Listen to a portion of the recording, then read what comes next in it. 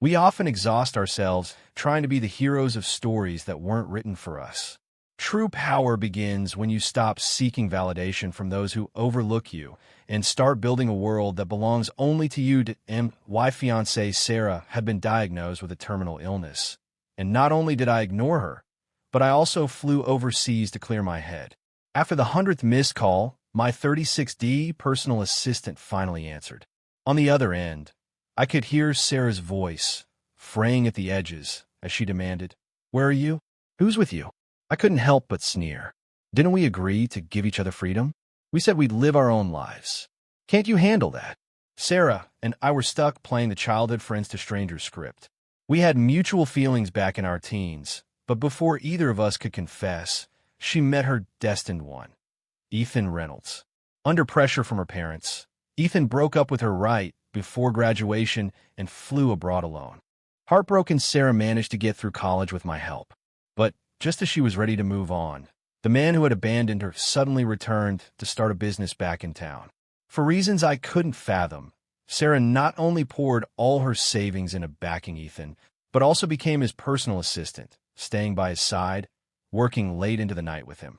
Right before our families were set to announce our engagement, it looked like I was about to play the part of the villainous second male lead, scheming against the hero, crushing him, and ultimately getting my comeuppance. But that wasn't my plan at all. On the contrary, I understood them both perfectly. After all, it wasn't until I found myself a 36D personal assistant that I realized something crucial. Life is short. Enjoy it while you can. Everyone needs someone considerate by their side, especially someone like me, a domineering CEO. I took over the family business much earlier than Sarah did.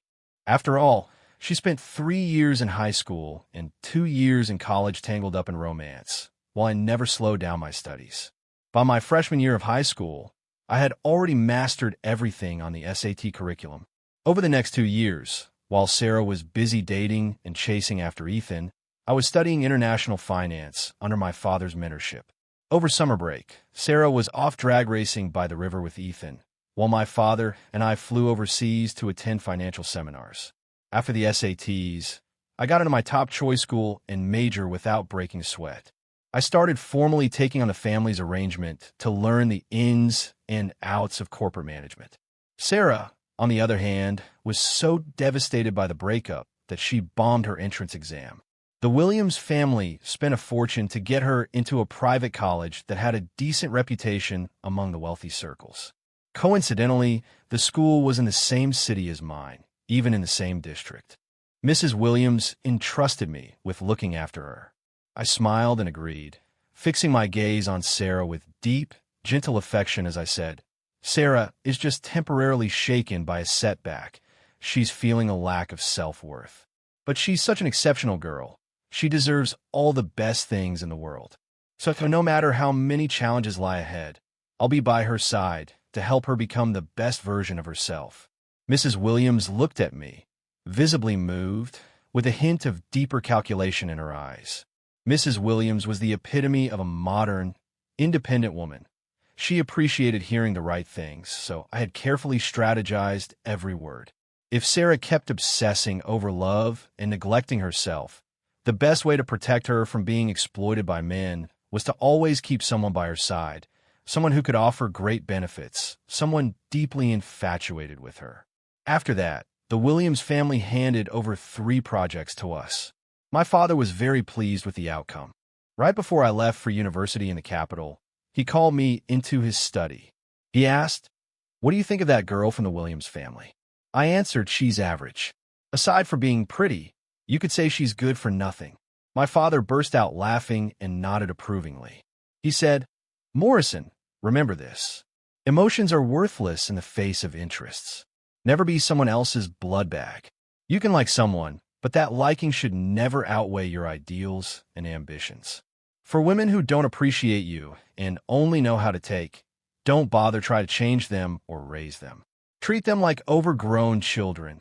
Indulge them. Enjoy the moment and play along. After all, who says you can only have one woman?" I lowered my gaze, thought for a moment, then looked up at my father and smiled with understanding. In Sarah's eyes, I was probably madly in love with her. During her freshman year, to comfort her after losing Ethan and crying every day, I made a point of bringing her breakfast each morning before she even woke up. I'd bring hot soup and tea cakes, exactly the way she liked them. At first, she resisted a little and said to me, "Morrison, I only realized after meeting Ethan that I've always seen you as a brother. I will never fall in love with you, so please stop doing these unnecessary things." I simply smiled, said nothing, handed her the breakfast, and left. As usual, I posted an update visible only to Mrs. Williams. Morning run complete. The photo conveniently showed a corner of Sarah's school gate. Soon enough, Mrs. Williams would like the post. Our two families have been discussing a collaboration recently, and things are moving along remarkably well. I put my phone away, zipped to my tracksuit, and kept running along the leaf-strewn path. I wasn't lying. I really was doing my morning workout. A qualified company heir needs to stay in good physical shape. So every morning, I ran 4 kilometers, passed by Sarah's school, and picked up breakfast from a street vendor for her. It didn't take much effort. Later, I started entering various university entrepreneurship competitions, using them to sharpen my skills. For the more prestigious ones, I'd give Sarah a little push. She was deeply moved just by being added as a team member. Finally, after a night of heavy drinking, she leaned into my arms and gazed at me with affection. She said, "Morrison, I've realized for a long time now that you've always stood in the corner, silently giving without expecting anything in return. So, I want to reciprocate your feelings." I turned my head, staying silent as if I hadn't heard her. The next day, after Sarah sobered up, she probably regretted being so forward. We both tacitly avoided the subject, but the way she looked at me after that was tinged with growing guilt. Of course, I wasn't the only one she felt guilty toward. She once thought my quiet devotion was because I was too busy currying favors with classmates who had ties to our family business. Their needs varied. Some just wanted to copy my homework. Others wanted to use my name to placate their families while they fooled around, and some were after emotional payback. I was too busy to discuss it openly. So even though I never confessed my feelings to Sarah, I somehow gave her the impression that I was so in love with her. I was humble to the point of invisibility. I did have feelings for Sarah before she went downhill because of Ethan. Among all the people I'd done favors for, Sarah was the one I paid the most attention to. I was more invested than I'd intended, crossing some lines I'd drawn for myself. That was simply because, back then, Sarah wasn't just beautiful. She was outstanding, pretty, and smart, effortlessly shining in every situation. At the same time, she was special to me. Everyone around us just assumed we'd end up together. There were times when I'd gaze at her delicate face and daydream, thinking things could have been nice. But after Ethan showed up, things changed. Sarah started trailing after him, skipping class, drinking, getting tattoos, drag racing, and clubbing, all in pursuit of some so-called freedom. As her grades tanked, she went viral on social media for some risque videos. In the end, both she and Ethan ended up with criminal records for underage drinking and driving without a license. "The Williams girl is finished," my father remarked at the time, and I agreed with him. So I quickly decided to stop investing my emotions. I cut off any emotional involvement. Everything after that went smoothly. With my help, Sarah gradually began to smile again. She still had some wits about her, and with Mrs. Williams's support and the money she threw at the problem, Sarah eventually bounced back. By the time she graduated from college, she had re-entered our circle of second-generation heirs. After that, Sarah started interning at her family's company, while I went home to prepare for taking over the family business. As the Harrison family's company kept growing steadily, Mrs. Williams proposed a marriage alliance. Mrs. Williams took Sarah's hand and looked down at me as she said, "Normally, I wouldn't support Sarah marrying beneath her, because only the heir of the Harrison family is worthy of her. But Sarah insists that she will only marry you, and I can't change her mind. So you must cherish her, love her, put her first in everything, and never disappoint her love for you. Understand?" I smiled and nodded, making my promise to Mrs. Williams. However, dramatically enough, the day after the engagement gifts were accepted, Ethan, The male lead of Sarah's youth, flew back from abroad, seemingly determined to reclaim everything he'd lost. Sarah immediately poured all her savings into backing his new business venture. After that, Sarah started pulling away from me. She carefully stayed by Ethan's side, apparently convinced I'd go crazy with jealousy and try to harm the man she loved. She went out of her way to avoid any situation where Ethan and I might cross paths. However, what she didn't know was that while she was tangled up with Ethan, I'd already found myself a personal assistant, someone more considerate, more gentle, and with greater potential than Sarah. Most importantly, her background wasn't as privileged as Sarah's, and she understood the value of gratitude. She would never overstep. When Ethan came calling, I had just wrapped up a business meeting and was resting in the reception room with my personal assistant, Sophia. Sophia was highly perceptive, not just in work matters. For instance, the moment she noticed my expression shift when Ethan walked in, she quietly excused herself and stepped out to prepare coffee for me. That gave me enough time to speak with Ethan alone. I looked at Ethan sitting across from me. He wore a loosely tailored suit with a flashy shirt underneath, his side-parted hair topped off with gold-rimmed glasses, giving off the vibe of a refined yet degenerate man. Judging by his looks alone, he was the kind of crush that appealed to a certain niche taste these days. This was exactly how Ethan had been back in high school, standing out in a crowd, catching Sarah's attention with that rebellious attitude of his. Sarah had said she'd never seen a soul as free as Ethan's, and without a second thought, she accepted his confession. Like a free fall, she began her downward spiral. Thinking about it, I couldn't help but smile. I relaxed, leaning back casually against the sofa, raising my hand to signal him to speak. In contrast to my easy demeanor, Ethan seemed defensive, trying hard to mask his anxiety. He licked his lips, attempted a casual air, and tried to look at ease, but his leg was shaking nervously. Meanwhile, his left hand kept rubbing his fingertips in agitation. Then he looked up at me, forced a smile, and said, "I heard Mr. Harrison is about to get engaged to Sarah. There's been some misunderstanding between me and Sarah lately. I feel guilty, so I wanted to." Hearing him start with such clumsy intimidation and probing, I couldn't help but feel disappointed. To be seen as some eager, rich kid desperate to take on another man's baggage. How little they thought of me. I couldn't help but pinch the bridge of my nose and cut him off. "Mr. Reynolds, what do you think of her?" I asked, pointing toward the door. Ethan followed my gaze and saw Sophia standing by the door. Sophia was tall with a curvaceous figure.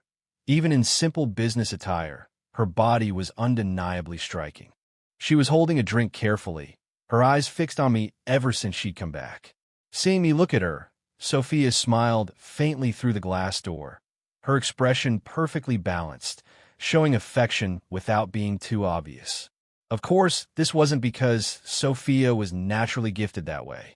She had studied my preferences thoroughly and practiced repeatedly until she could present herself like this in front of me. I knew all of this, but I didn't care about who Sophia really was. As long as she made me feel comfortable, she could stay by my side. This was the difference between Sarah and me. Sarah had poured all her feelings into someone, creating a so-called soulmate in her mind. Yet she couldn't even recognize the most basic pretense. In the end, she was toyed with like a puppet by people beneath her. Perhaps anticipating what I was about to say, Ethan's expression darkened. However, he knew he had no leverage against me, so he forced a smile and tried to play along. "This young lady is outstanding in appearance, loyal to Mr. Harrison, a rare beauty." "Rare, is it?" I scoffed, cutting him off again. Ethan's expression faltered, but I didn't care. I smiled at him and went on. "As long as I like her, I can have as many of these kinds of women as I want. I could trade them out every day if I felt like it." Ethan caught the implication in my words, and he started to look more and more uneasy. I said, "People need to know their place. Someone like her, being kept by someone else, shouldn't talk about independence. She's spending my money, so she naturally depends on me. That's where I differ from Sarah. Maybe a few flattering lines can easily win Sarah's heart, making her want to give everything she has to someone else. But all that proves is her stupidity, nothing more. As for me, I'm not going to pay someone to worship me, and I won't tie my fortune to any woman. Each word I spoke made Ethan's face grow darker, his clenched fists tightening even more. I continued, "So, Mr. Reynolds, your efforts are misguided." Finally, I casually leaned back into the sofa, raised my hand slightly, and someone entered the room as if on cue. They extended their hand to Ethan, and he had no choice but to pull the voice recorder and miniature camera from his pocket. It was laughable. How could I possibly get into a confrontation with him over a woman? Throughout the entire exchange, Sophia stood beside me, bending over to hand me a still warm cup of coffee. From beginning to end, her eyes were fixed on me, as if no one else in the room mattered to her at all. I simply reached out and gently pinched her cheek, satisfied. Ethan could no longer stay seated. He stood up and hurriedly rushed out of the room. Mr. Harrison, he might have other recording devices hidden on him, an assistant standing nearby said, standing straight and addressing me respectfully. I replied, "It's fine. He should be able to figure it out." I said indifferently, then picked up the financial report on the desk and started reading. Indeed, from the very beginning, I knew Ethan was an ambitious man. He knew what he wanted and understood the right moves to make at each step. Otherwise, when Sarah's mother approached him right before graduation, he wouldn't have left so easily. He took the money and went abroad to get an elite education he could never have accessed on his own. He waited for time to pass and memories to accumulate, so he could become the eternal first love in Sarah's heart. Ethan had always been clear-headed. This little test today made him realize he wasn't my match, and certainly wasn't worthy of being my opponent. We weren't even in the same league. What I was after was different from what he and Sarah were chasing. I don't make a habit of going out of my way to oppose him, and he isn't foolish enough to make a troublesome enemy out of me. Besides, I've always been someone who values talent, as long as they don't get in my way. As expected, after that, Ethan never came looking for me again. In contrast, he tightly controlled Sarah under the guise of love, not letting her see me. This only made the engagement, already delayed for so long, look more and more like a joke. During a recent gathering between our two families, Mrs. Williams gave Sarah an ultimatum, ordering her to show up at the dinner. Sarah agreed, but midway through, the Williams family's butler got word that Sarah had been in a car accident. She claimed her injuries were severe and that she had to go to the hospital immediately. Without waiting for Mrs. Williams to respond, Sarah hung up. It seemed she was certain I wouldn't get angry with her. She tried to brush me off with a flimsy excuse and a perfunctory attitude. But this time, it was a dinner between both families. Her actions were a slap in the face to both households. In front of Mr. and Mrs. Williams, my father's face darkened, though inside, he was secretly pleased. He couldn't have asked for a more ridiculous performance from Sarah. Mr. Williams raised his glass, intending to toast my father, but my father pushed it aside and turned to leave. After all, he was a major figure in the Los Angeles business community. To be humiliated like this by a junior was an insult. If he'd ordered the place torn down on the spot, it wouldn't have been overkill. Mr. Williams turned to speak to me, but Mrs. Williams shot him a glare, and he had no choice but to smile awkwardly at me, sit back down, and drink his sorrows alone. In the end, I stayed and finished the whole meal with them, but I remained silent throughout. In Mrs. Williams's eyes, this was a demonstration of my deep affection for Sarah, my unconditional tolerance. Before I left, Mrs. Williams pulled me aside and handed me a document. It was the land the Williams family had recently bought south of the city. I declined twice, but in the end, I reluctantly accepted it. She said, "Morrison, you're a good boy. I've always seen your feelings for Sarah over the years. She's still young and doesn't understand, but I know your heart for her is sincere. That's why I trust you to take care of her. Don't worry. One day, she will be moved by your love." She added, "If the Harrison family ever needs anything, just ask Andy, and I'll do my best to help." After hearing Mrs. Williams's words, I finally allowed myself a genuine smile, deep down. When I got home, my dad was sprawled on the sofa playing video games. I tossed my jacket on the floor and slumped into the seat across from him. "Did it work out?" he asked. Yeah, it's done, I replied. At least 2 billion this time. Your face still carries some weight. My dad gave a contented smile, and I watched his sharp features. Time seemed to favor him more than anyone else. Even as the years passed mercilessly, all they did was carve an even stronger aura around him. Powerful, ruthless, cold. This was how the outside world saw him. And it was also the kind of person I strived to become. I thought back to when I was 18.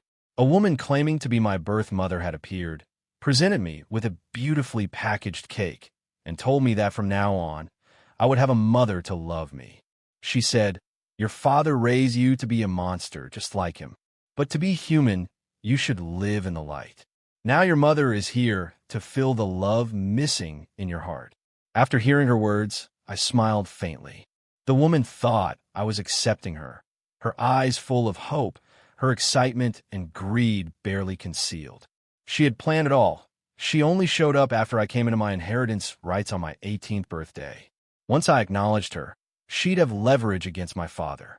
But in the next moment, I politely asked her to leave. I used a few methods, and she never had the chance to get near me or my father again. Originally, I had someone investigate my so-called birth mother. But after hearing her words, I realized there was no need to dig further. I'd encountered enough of these types of people in my life. Their past had no real value for me to learn from. My father had once told me calmly that I was the product of someone plotting against him. That incident was a stain on his life, but my existence was not his shame. He said, "You are my son and an independent individual. How your mother behaves is not something others can use to insult you. I respect all your choices, but I hope we share the same aspirations and that you can stand by my side." In that way, our bond would run deeper. I am my father's proudest son and his companion on the battlefield, so I would never cater to women, nor let their emotions sway me. As long as you're strong enough, people will come running to love you, and you can freely choose whichever type you prefer. Thanks to the compensation Mrs. Williams provided, I managed to secure 2 more projects in Los Angeles. As a reward, my father registered a new company in a neighboring city for my upcoming 26th birthday. In truth, my hands weren't exactly clean. But perhaps because Mrs. Williams had been putting more pressure on Sarah, her behavior grew more erratic and rebellious, even openly challenging her mother in many situations. Before, Sarah had never been able to get over Ethan's departure right before the SATs. That unfulfilled youth, the one without a perfect ending, would forever be her regret. Sarah told me that herself, tears streaming down her face. Though I still think the best way to end a youth filled with early tattoos, racing, drinking, and clubbing is in jail, I still appeared to sympathize with her. Sarah gave me a melancholic, self-pitying look and said, "Forget it. You'll never understand me. Someone as rule-abiding as you can never understand. There are things I truly don't understand, but one thing I do know, Sarah, weighing 100 pounds, probably is 99 pounds of rebellion." When Mrs. Williams forcibly separated her from Ethan, Sarah only became more obsessed with him. Now that Mrs. Williams was desperate to forge a marriage alliance with the Harrison family, she still wouldn't allow Sarah to be with Ethan. This would only push Sarah, who was chasing her own version of love, to the extreme. Whether it was intentional or accidental, I couldn't tell. Lately, there had been an overwhelming number of photos online showing Sarah and Ethan together. In those photos, their intimacy went far beyond what a normal friend would do. The engagement dinner that was supposed to happen kept getting delayed, and online speculation was rampant. Now Sarah's actions only confirmed the rumors that the marriage alliance between our families was falling apart. My father seized this opportunity to extract a hefty sum from Mrs. Williams. It seemed that both Mr. and Mrs. Williams were growing tired of constantly cleaning up after Sarah. They openly told her that if she insisted on choosing Ethan, they would cut ties with her. If this had been in the past, it might have had some effect on her. But now, Sarah thought Ethan was her pillar of support. She had the power to stand against her family. She publicly declared on social media that she would never again be a puppet, that she would escape her unhappy family and choose Ethan, no matter how tough life got. She made a loud statement, But lately, whenever she went out, she was still enjoying the privileges of being a Williams family heiress. By 2025, netizens were no longer the type to sympathize with a rich girl's so-called tragic life. Sarah's comment section was flooded with sarcastic remarks like, "Wait, am I reading this right? Is she really cutting off her parents, who've supported her for over 20 years, for some loser?" Another comment read, "Mrs. Williams is the epitome of a modern woman. How did she end up raising such a lovesick daughter? If I were her mom, I'd be livid." Someone else wrote, "Laughing my ass off. I heard she got the engagement gifts one day and turned into a cheating bitch the next. I'd rather raise a slab of meat than deal with this." Another commenter added, "It's hilarious. These rich girls' biggest worry is being dumped by their boyfriends before the SATs, and they're out here competing with us poor folks. Can you rich, unhappy people be a bit more low-key? You're disturbing me, a useless person." One more commenter added, "Can Mrs. Williams adopt me? I'm not asking for anything. I just love being manipulated and controlled. Please, feel free to use your money to control my life." Amid all the comments calling her puppet sister and little thug boy, Sarah quietly disabled the comment section. Due to the current business interests and PR needs between the two families, I still decided to give Sarah a call. I originally planned to discuss how to resolve the situation with her, but I didn't expect her to start with mockery. She snorted and said, "What's this? You claim to love me so much, and now you can't keep up the act? Morrison, do you know how disgusting it is, the way you're acting like my mother's puppet, trying to control me? I've already agreed to marry you, so you should be content. You've been licking my boots for so many years. Wasn't it all so you could marry me? Fine, I'm willing to marry you, but I have one condition. My heart and body belong to Ethan alone. I'll marry you, but you need to stop interfering with me. We'll keep our distance and live our own lives." I took a moment, replaying the conversation in my head, and double-checked. Didn't she once push for the marriage alliance like she was dying to have it? When did it turn into me proposing to her? I'm not that desperate. I can't be as shameless as you. I immediately hung up, turned around, and posted the recording online, unilaterally announcing the end of my engagement to Sarah. Sarah's words sparked instant public outrage. I didn't know whether Mrs. Williams was counting on the idea that I was still madly in love with Sarah, or if she really just didn't want to deal with her anymore. In the end, she didn't send anyone to manage Sarah's PR or control the comments. Sarah and Ethan were ruthlessly dragged online. When she called me afterward, asking me to delete the recording, her tone was more controlled, her emotions in check. Laughable, right? Should I keep indulging her? I blocked Sarah's number and pinned the breakup announcement on my social media profile. I then threw myself entirely into work and didn't hear much about her after that. The next time I saw Sarah was somewhere unexpected. My recent project had delivered excellent results, and my father gave me 3 days off as a reward. While I was barefoot by the ocean, soaking in the peace of the waves, a voice full of fury suddenly called out, "Morrison." I opened my eyes and saw Sarah standing not far away, her expression anything but pleasant. She bit her lip and said, "Is this amusing to you? You just can't stay away. Wherever I go, you follow. Are you my mom's dog, sent to watch over me?" She said this as she stormed toward me in agitation, just as Sarah was pointing her finger at me, cursing about how no one should interfere with her life. Even if my mother had sent me, Sophia reappeared in the next second and slapped Sarah so hard she fell to the ground. Sarah's face instantly reddened and swelled. I quietly ended the call with Mrs. Williams on my phone and took the chance to send her the recorded audio. I said, "Sorry, Mrs. Williams. I just happened to run into Sarah and wanted to share some good news with you." I didn't expect her to react this way. I didn't even get a chance to explain. Mrs. Williams's chat window stayed silent for a long while. After some time, a few words appeared. "Don't worry about her." Well, I raised an eyebrow at that. It seemed Mrs. Williams had really been wounded this time. For a moment, I also recalled recent rumors about Mr. and Mrs. Williams opening a new account. It seemed Sarah had truly been cast out, but Sarah herself didn't seem to realize it. The fight over the Flower Girls bouquet got intense. Two bikini-clad women were locked in a brutal tug-of-war, tearing at each other. In the end, Sarah couldn't hold her ground and was knocked down by Sophia, who proceeded to slap her. However, Sarah didn't lose her spirit. She kept cursing and swinging at Sophia with all her might. But the more she spoke, the harder she got slapped. Despite not being someone who enjoyed fighting, I had to step in. So 30 minutes later, I called for an end to the fight. Enough, I said indifferently, looking at Sarah lying on the ground. Her once pretty face was now swollen into a mess. Only her eyes still burned with fury, glaring at me as if she wanted to set me ablaze. I said, "Sarah, I came here to relax. Running into you was an accident.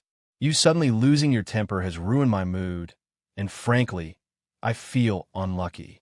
It's probably best if we never see each other again." My tone was calm, but Sarah seemed pierced by my cold demeanor. She froze, as if unable to process my sudden shift. Just as I turned to leave with Sophia, Sarah scrambled up from the ground behind us. "Morrison!" She shouted my name, pointing at Sophia beside me and demanding, "Who is she?" Before I could respond, Sophia suddenly threw herself into my arms and called me hubby. She hurt me. In that instant, my face darkened. But Sophia, seemingly oblivious, kept playing cute, clinging to me. Then she turned to Sarah and said, "You don't need to know who I am. You just need to know that I'm Morrison's true love. The one he really wants to marry is me. And that's enough." As she said this, she seemed nervous, her hand trembling slightly as she clung to my arm. She was taking a risk, and for that, she couldn't bring herself to meet my eyes. "How dare you shamelessly try to take my place? I'm his fiancée," Sarah screamed hysterically, charging toward us. But just then, Ethan appeared and raised his hand to stop her. After a brief struggle, Ethan lost control of his emotions and shoved Sarah to the ground, then turned and walked away. Only then did Sarah come back to her senses. She looked guilty, quickly scrambling up to follow Ethan. "Let go," I said coldly, then ruthlessly slapped Sophia across the face. A row of bodyguards I had summoned stood silently not far away. I turned and left, and Sophia hurried to follow, but this time she was held back by the others. "Why?" I heard her shout behind me. "You clearly like me, don't you?" I ignored her and returned to Los Angeles, surrounded by bodyguards. Afterward, I immediately had Sophia dismissed and compensated her generously. Sophia wasn't satisfied. She eventually showed up at my doorstep. "I don't understand," she choked out, eyes red as she questioned me. "I only called you hubby. What's wrong with that?" Yes, perhaps in her eyes, she was just being cute with me. But we both knew exactly what that phrase meant in that kind of situation, and I knew the consequences of letting such subtle probing continue. Sophia had gotten too bold. Her probing had crossed the line, and I hated when people tested my limits, especially when I had already given her more than enough. I had been satisfied with her performance and provided her with everything: money, cars, houses. But she took all of that without honoring her promise not to cross any boundaries. Her behavior, demanding more, was just too much. Whether Sophia truly wanted a pure love or was trying to manipulate me into giving her a title, I wouldn't keep someone like that around. I could offer her plenty of benefits, but I would never allow her to use such tactics to try to control or manipulate me.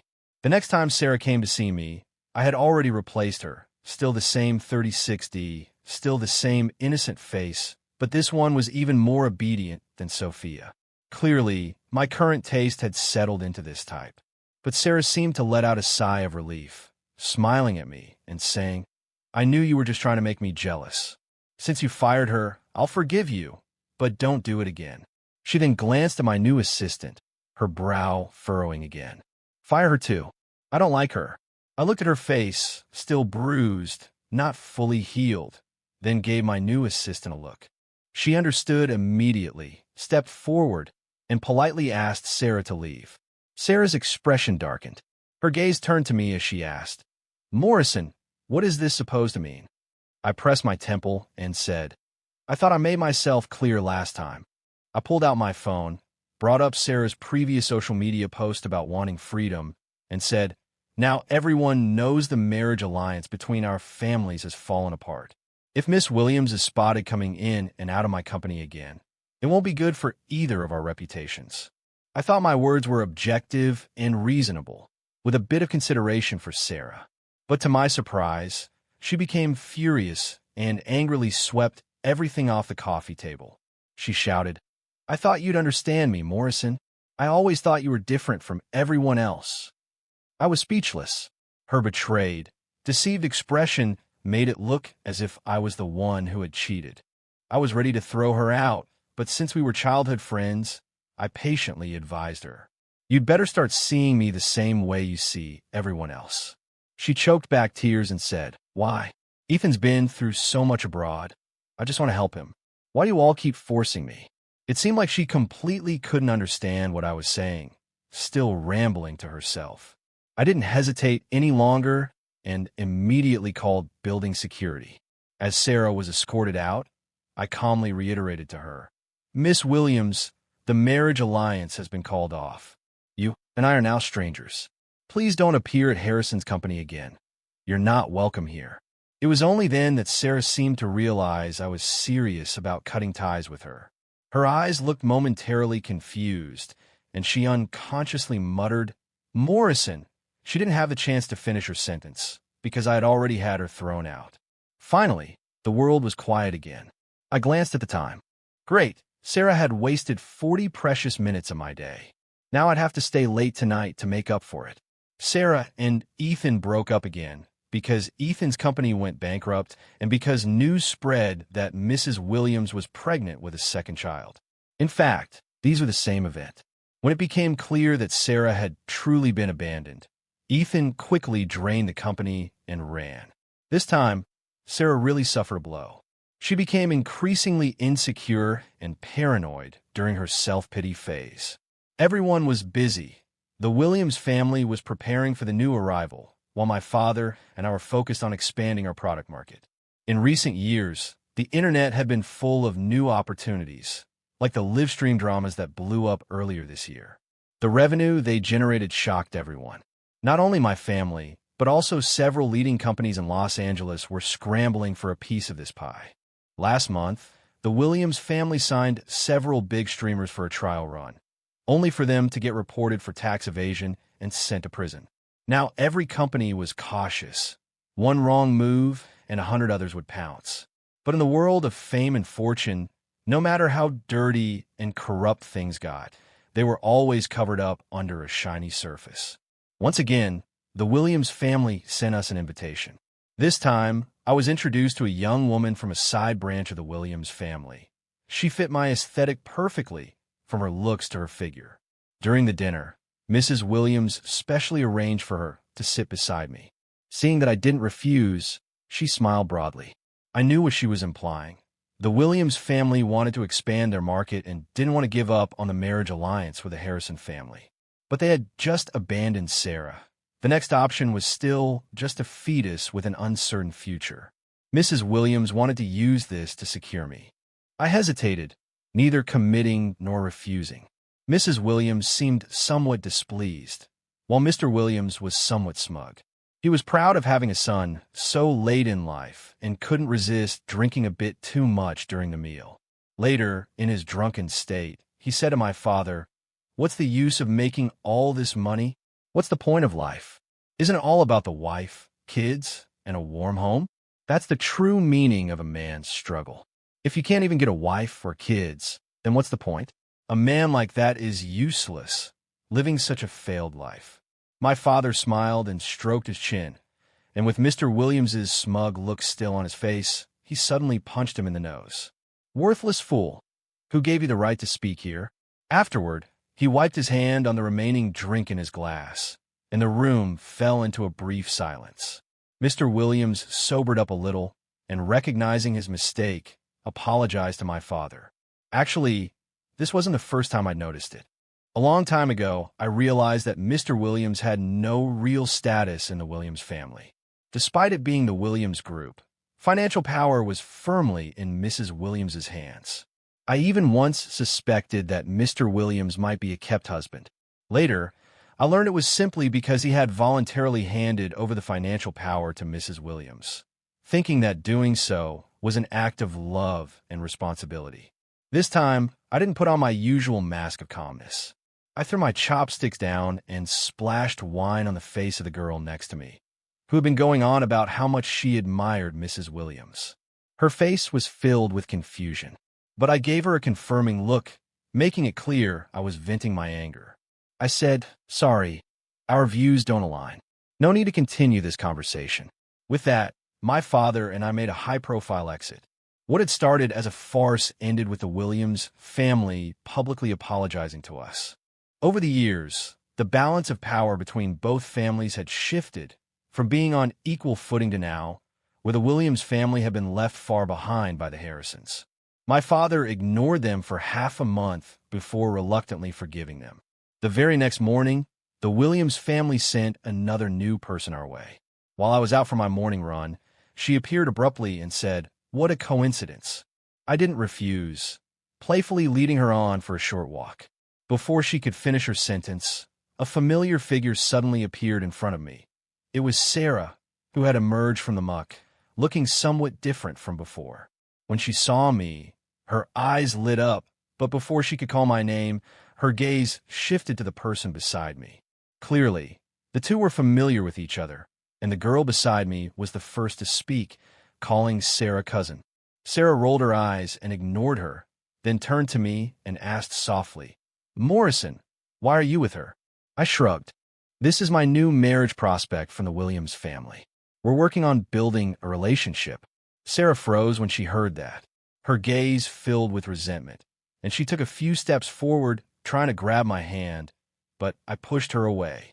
The girl beside me, seeing this, spoke sarcastically, her tone dripping with pretense.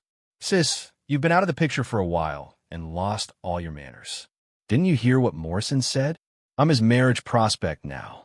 Sarah seemed anxious and ignored her, shouting at me, "Morrison, I sent you a message. You saw it, didn't you?"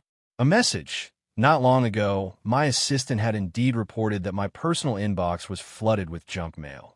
I wasn't interested in sorting through it, so I had her handle it all. It seemed that my pensive posture once again caused Sarah to misunderstand.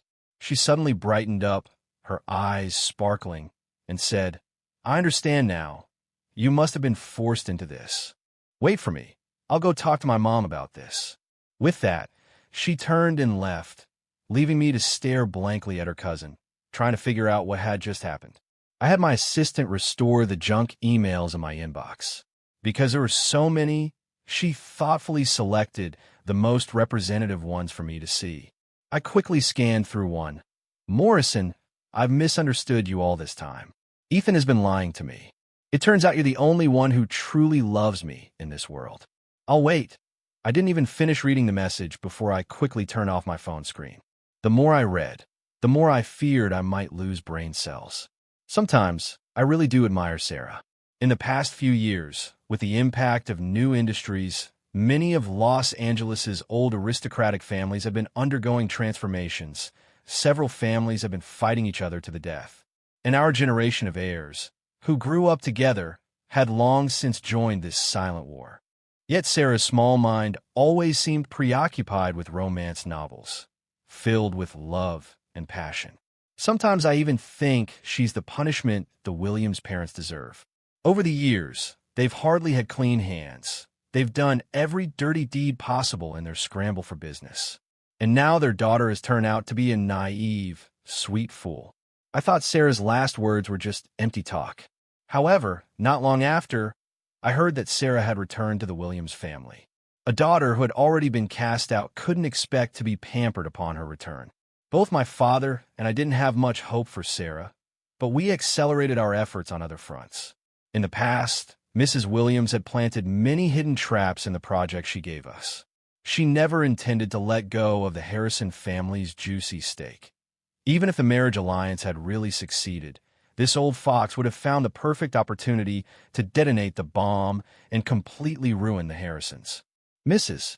Williams's scheming nature was never hidden. It was she who had subtly encouraged Sarah to approach me back when we were in school, but she hadn't expected her daughter to get intercepted by some small-time thug at school. Sarah had gone on to become an internet celebrity, starring in short dramas. But the rivalry between the Williams and Harrison families never ceased. We accepted everything the Williams family gave us, but the pit this old fox thought she dug for us would sooner or later backfire on her. We had expected to drag things out a bit longer, but we didn't anticipate that Sarah would surprise us in such a big way. She actually hospitalized her father. The reason? Mr. Williams found out that Mrs. Williams had been cheating on him. And when he yelled at her, Sarah, in a fit of rage, grabbed a vase and smashed it over her father's head. Mrs. Williams didn't feel guilty in the slightest. Instead, she was relieved and proud, thinking that Sarah had finally grown up and come to her senses. She immediately went to the hospital to scold her child. To be honest, even my father and I thought she was a bit unhinged at this point. But remembering what this old fox had done in her younger days, we weren't as surprised. She had gone from being an ordinary village girl to becoming a lady of high society, all by adhering to a moral code with no bottom line. She had been married 4 times, each divorce helping her amass wealth. She even managed to send 2 of her ex-husbands to prison and ended up with most of their assets. When Mrs. Williams and Sarah came to visit again, they expected me to rush out the door in excitement, embracing Sarah with open arms. However, my father and I were already on our way to Paris for a vacation. Mrs. Williams and Sarah couldn't even get through her front door. Sarah didn't believe I would treat her like this and stubbornly stood outside our villa, refusing to leave. When she arrived, she was full of ambition, but now she looked utterly defeated. The butler failed to persuade her to leave, so they resorted to using a drone to live-stream the scene from the yard. In the end, it was an infuriated Mrs. Williams who forcibly took Sarah away. Then my phone started ringing nonstop. I handed it to my assistant, and she was tasked with blocking one new, unknown number after another. After finishing dinner, my father let out a lazy burp. I asked him, "Are we closing in now?" He looked at me, smiling, and said, "After watching the same show for so long, it's hard not to get bored." I lowered my head, set my fork and knife down, and quietly said, "Then let me settle the score for you." The negative news about the head of the Harrison family spread like wildfire overnight across every platform on the internet. The situation became so severe because someone had accused my father of hiring a hitman, and I was allegedly his accomplice in disposing of the body. News also reported that 26 years ago, my father had committed a crime of coercion that led to a pregnancy. Afterward, to inherit the family business, he turned the tables and accused the woman of fabricating the charges. Although my father ultimately ended up in prison, the truth about this matter has remained controversial over the years, and the woman involved has been constantly pointed at, living like a rat. The whistleblower suggested that if the woman had truly set him up, then my father should have hated her and never been willing to spend a large sum to secure custody of the child. Later on, at this point, the truth seemed almost to have come to light. Moreover, the mysterious expose pointed out that on my 18th birthday, 8 years ago, the woman had traveled all the way to Los Angeles just to celebrate her biological son's coming-of-age birthday. But after that, she disappeared completely, vanishing without a trace. With such a series of leading accusations, it was hard not to connect this to the idea of my father hiring a hitman and hiding the body. I listened calmly to my assistant's report, then turned to look at the person sitting across from me, raising an eyebrow and asking, "Do you think I'm the accomplice, like the expose claims?" Impossible. Sarah, sitting across from me, shook her head. Her gaze toward me was gentle, filled with warmth. She said, "They don't understand you, Morrison. You're the most upright person in this world." Compared to before, Sarah's eyes looked much clearer. I remained silent for a while, then couldn't help but laugh. "Sarah, perhaps you're the one who doesn't understand me." She pursed her lips, then turned her head to state her purpose. She said, "The Harrisons might not survive this. The police are already preparing to investigate. Morrison, maybe we can pretend to get married. At least we'll be able to save part of it." Her eyes were full of hope as she said this. I replied indifferently, "Let's wait and see." What if there's a twist in the story? Sarah wanted to say something more, but closed her mouth. She had now understood her mother's tactics. If Mrs. Williams wanted to teach me a lesson, even if the matter was false, it would eventually become true. The online calls for a thorough investigation were growing louder. I completely understood how the netizens felt. Before, the small scandals of wealthy families were just entertainment, but when it involved human lives, it had to be taken seriously. So when the police car stopped in front of the Harrison family house, the entire internet was watching intently. Many people gathered outside the Harrison family's gate, live streaming on their phones. Everyone was waiting for a result. And the result was, the police found nothing in the Harrison family house. 3 days later, Mr. and Mrs. Williams were arrested by the police for attempted murder. And the mother I had been searching for, who had been the subject of everyone's online speculation, finally made her appearance. It turned out there was no such thing as hired murderers or body disposal. 8 years ago, I bought her a small island, and for all these years she had been raising pigs, living a secluded life. As for why she listened to me, from the moment she successfully evaded the Harrison family's bodyguards and came to me, I had told her that the people who sent her wanted her dead. She wasn't stupid and quickly realized her role in this game. So she obediently accepted my arrangement and cooperated with me to create the illusion that she had been dealt with by the Harrisons. Mrs. Williams, thinking she had control over this leverage, had long considered the entire Harrison family to be in her pocket, until recently, when she had someone expose the past incident, thinking it would teach me a lesson. I seized this opportunity to withdraw some of the bodyguards protecting my biological mother's safety. Her whereabouts were exposed, and in the past few days, she had experienced at least 6 car accidents, home robberies, and falling objects from high places. She was truly frightened and came crying, asking for my contact information to seek help. When I asked her to step forward and identify the Williams family's crimes, she no longer refused. Not only did she expose how the Williams family had hired a hitman, but she also accused Mrs. Williams of orchestrating the false accusation against my father 26 years ago after having an affair with him. The purpose of this was to teach my father a lesson and show him how painful the consequences of rejecting her would be. That year, the Williams family hosted a banquet, and it was the first time my father met Mrs. Williams. At that time, she already had a bad reputation in the social circle. Many people said she looked like fine wine from afar, but was toxic when seen up close. That night at the banquet, Mrs. Williams took a keen interest in my father. She secretly made a bold move, but my father not only resisted her advances, but even threatened to tell Mr. Williams. This made her hold a grudge against him.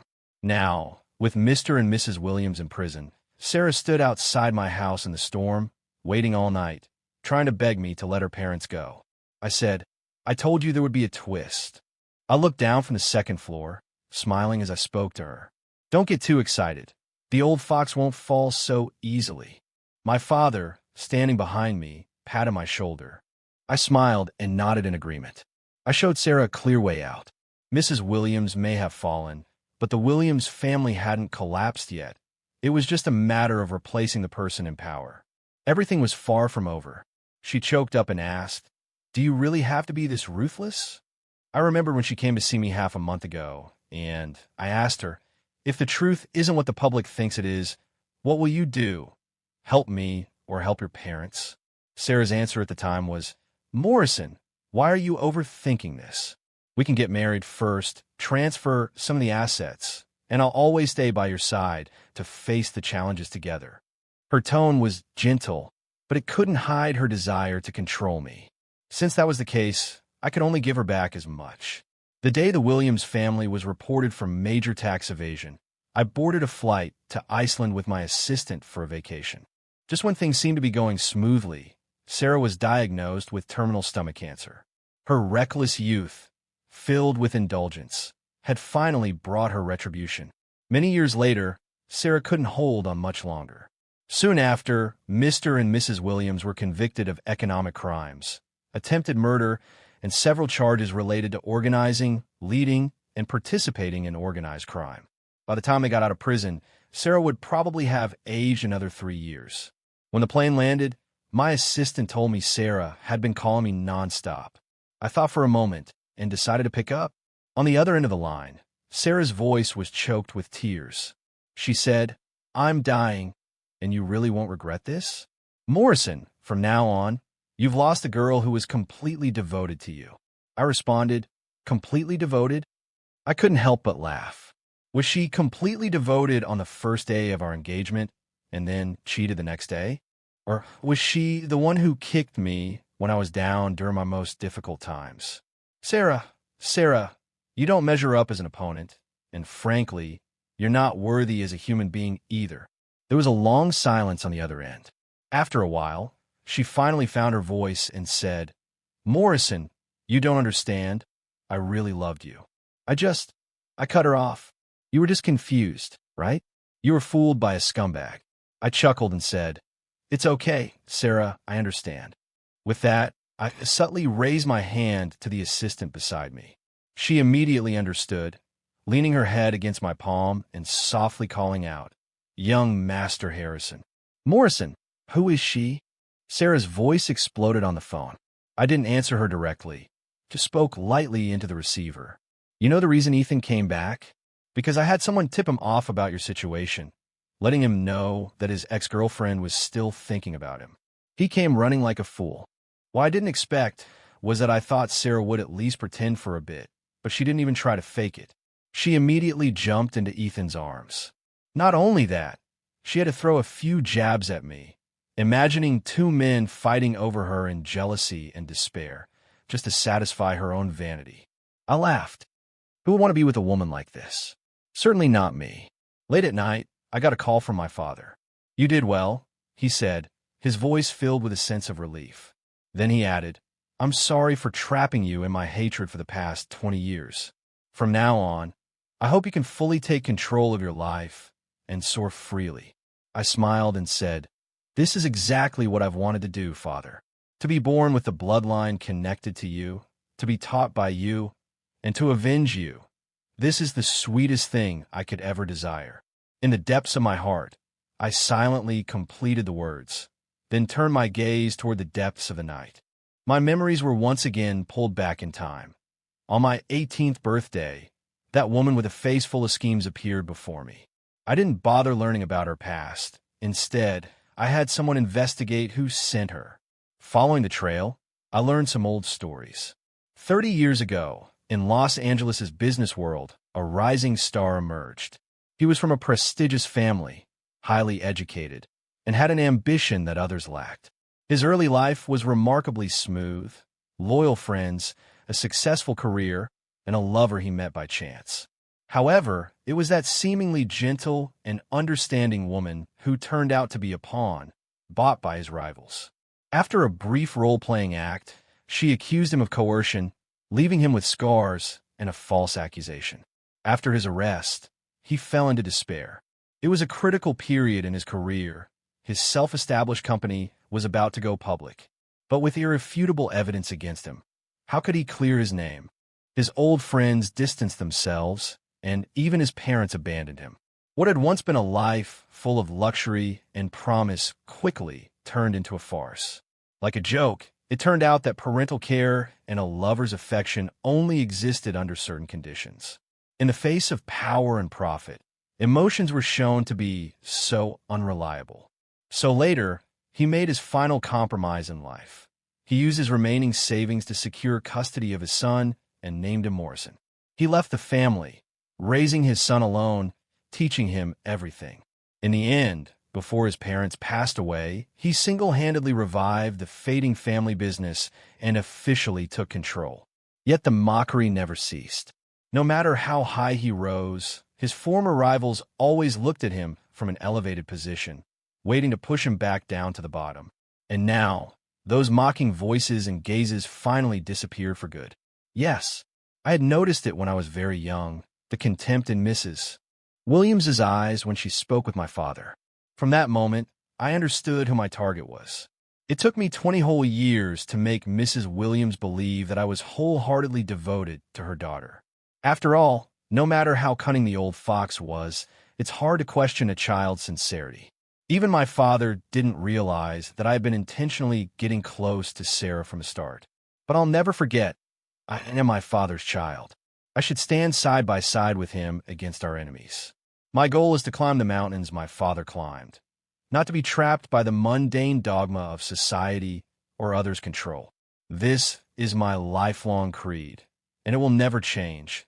Love should be a partnership that elevates your spirit, not a cage that requires you to shrink yourself to fit.